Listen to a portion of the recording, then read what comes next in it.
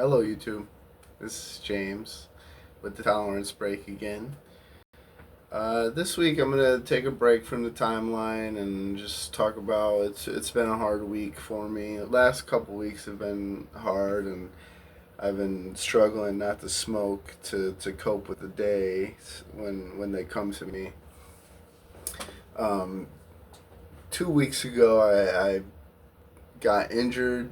Well, I re-injured a hockey injury, and then about 4 days later, I had a toothache that kind of came out of nowhere, and it was really bad. So I was taking a lot of ibuprofen and a lot of Tylenol, recommended doses, I would say, to cope with the pain, because I didn't have dental insurance yet, and and then so I bought dental insurance. It didn't kick in until the first, but I couldn't even get a dental appointment with my dentist until the 13th. So I'm still waiting on that. Luckily, the pain has subsided substantially since then. But there was several days where the pain was hurting, and I felt like I was taking too many pills. My kidney would hurt a little bit on one day, and I wanted to use the marijuana to help cope with the pain, make my day a little bit easier. But I'm only a month and a week in right now on this current tolerance break, and since I was smoking every day for a while, I want to make sure to fully purge myself from the THC, so I can really get back on track to the sweet spot that I currently have. And you know, I my the person that I voted for didn't win this year, which is fine. I don't think it makes too much of a difference who wins the presidency in the long term. In the short term, it definitely does make a difference, and you should go out and vote for who you think is the right candidate. I'm not going to tell anybody how to vote. I'm just happy if people I know go out and vote, because a lot of people don't go out and vote. So, go out and vote for whoever you believe in. It doesn't matter, if I believe in them or if you're fan of them. It's all about your vote. So just keep that in mind. And if you live in a country if you're lucky enough to live in a country that allows a democratic process, please participate, because you don't want to go back to a country that doesn't participate in democracy. I'll tell you that. Um, I also I took my car in on Tuesday, same day as I had voted early, so I had the day off, and I have my best friend actually doesn't vote. I've tried to convince him to vote, but he's really disillusioned with the political system. So I spent the day hanging out with him, waiting for my car to be worked on. I just wanted to get a tune up at this shop that has freaking 4.8 stars on Google, and I got it back. I never had a check engine light or any codes or anything on the car since I got it. I don't drive that much, so it's only got like 50,000 miles on it. I figured a tune up, I could trust the shop with 4.8 stars. I took it in there. They said they'd have me out pretty quickly. It took 4 hours for them to do the tune up, which turns out it was just all they did was change the spark plugs. But they must have messed something up, because my check engine light came on about 30 minutes after leaving the shop. So basically, they charged me $200. They changed four spark plugs and somehow got me a check engine light. So I left a review, and the guy called me like right away saying, "Oh, come back in. I'll help you out. I'll fix whatever's going on. I'll give you a refund if you take the review off." I'm still debating that.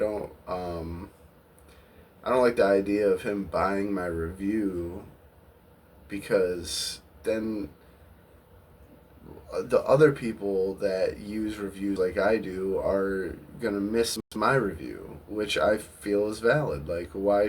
I mean, other than getting my $200 back, which would be nice, I'm gonna be costing people in the future money as well. Like, I have to think outside of myself. So I was very frustrated that day, with the way the election results were looking, and this check engine light turn on from a simple tune up out, and with, slight pain in not only my chest but my tooth. I was really, really, really hurting to smoke that day. And I called my best friend, and I just wanted to talk to him about. I can't really remember why I called him, actually, or if he called me. I don't know.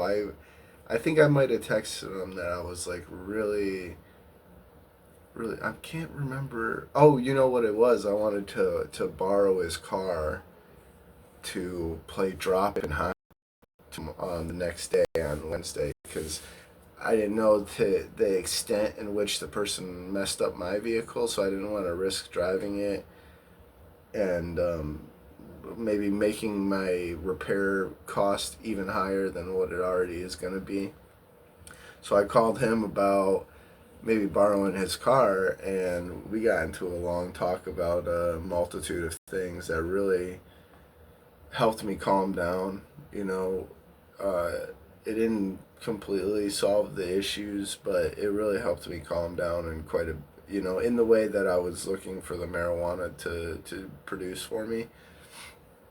So that goes to show that, you don't have to smoke marijuana in every scenario to fix, all your problems. It's sometimes you just need to talk your problems out with a friend, and that will help immensely. It didn't help with my tooth pain or my chest pain, but those were already kind of in control at that point. So really, it was the mental anguish of the vehicle. The vehicle was about 75 to 85% of the mental anguish. The election, I was, you know, the results weren't even close to being in yet, so I wasn't stressing over it that much. But just remember, when you're taking your tolerance break, if you're watching this and you're looking for advice, if you're having a bad day and you really want to continue on the tolerance break, which I really support you, just talk to a close friend or a family member about whatever issues you're having that day, or just call them to not talk to them about the issues, and then the conversation that you have that's not about the issue will actually make uh, easier to deal with the issue, because your mind will not be on the issue.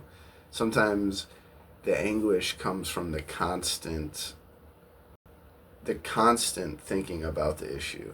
If you can take your mind off the issue, which is one of the great benefits of marijuana, is it lets you get out. Well, it helps me get outside of whatever issue I'm having, and leave that in the dust for the moment, and allow me to enjoy what I'm going through.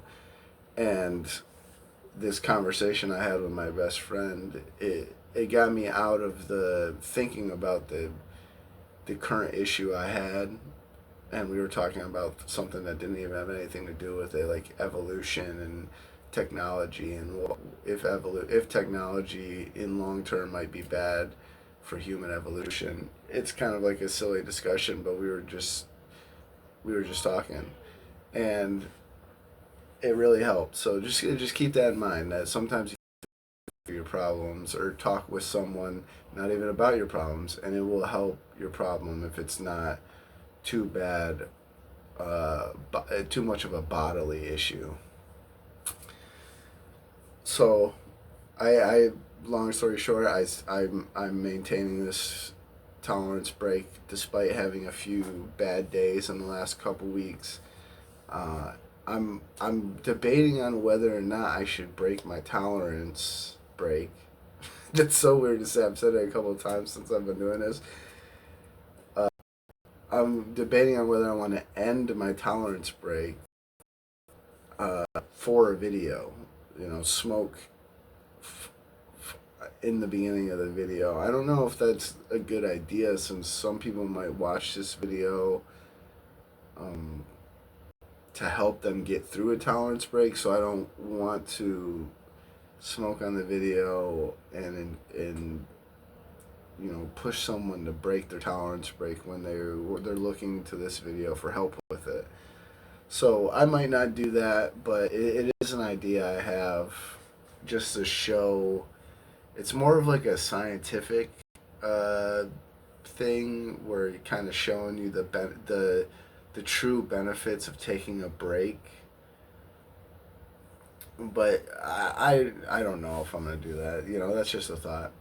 If anybody has a question or a comment, please leave it in the comments below.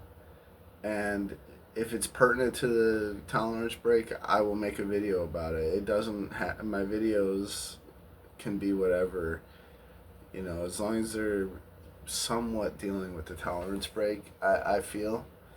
So keep that in mind. Thank you, anybody that is watching. I love you. I can't believe you made it this far. Another rambler. Thank you. I'll see you next week.